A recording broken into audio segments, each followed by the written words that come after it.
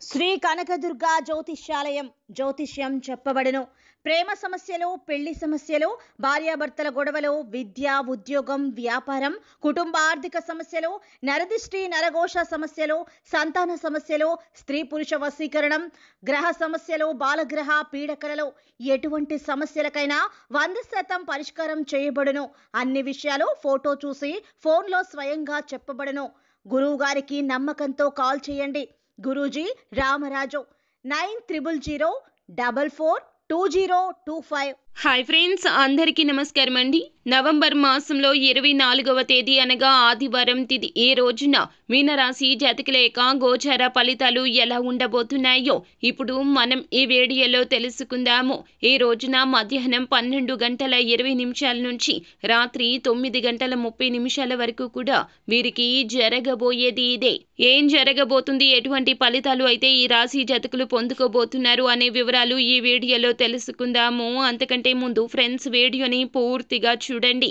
అప్పుడే మేము ఏం చెప్పబోతున్నామో మీకు అర్థమవుతుంది. వీడియో గనక మీకు నచ్చినట్లయితే గనక లైక్ చేయండి. మీ లైక్ మాకెంతో సపోర్ట్ అండ్ ఎంకరేజ్మెంట్ గా ఉంటుంది. ఇక ఆలస్యం చేయకుండా వీడియోలోకి వచ్చేద్దాం. ఈ రోజున మధ్యాహ్నం 12:20 తర్వాత నుండి కూడాను మీకు చాలా వరకు కూడా అననుకూల ఫలితాలు వస్తాయి. ముఖ్యంగా జీవిత భాగస్వామి ఆరోగ్యం పట్ల తగిన జాగ్రత్త, శ్రద్ధ అవసరమో. మీరు వారిని ఖచ్చితంగా పట్టించుకోవాలి. ఇప్పటి వరకు కూడా మీ యొక్క పని ఒత్తిడి రీత్యా వారి యొక్క ఆరోగ్య సమస్యను వారు మీకు చెప్పలేకపోయారు. మీరు వెంటనే వారి పట్ల జాగ్రత్త వహించండి. వెంటనే వైద్య సహాయం తీసుకోవడం చాలా ఉత్తమం. లేకుంటే చిన్న సమస్య పెరిగి పెద్దది అయిపోతుంది. ఈ సమయంలో మీరు వారి పట్ల ప్రేమ చూపించాలి. మీ ప్రేమ వారికి అవగతం అయ్యేలాగా చేయండి. మానసికంగా వారిని దృఢపరచండి. మీ యొక్క ప్రేమ ఏదైనా చేయిస్తుంది. ఈ విషయం గుర్తు పెట్టుకోండి. ఈ రోజున మీరు అదనపు సొమ్మును కూడా సంపాదించుకోగలుగుతారు. స్నేహితులు, కుటుంబ సభ్యులు మీకు ఈ సమయంలో చాలా భాగం కూడా ఆక్రమిస్తారు. మీరు కరెక్టే అని చెప్పుకోవడానికి జీవిత భాగస్వామితోనే కాదండి, స్నేహితులతో, బంధువులతో కూడా గొడవ పెట్టుకునే ప్రయత్నం చేస్తారు.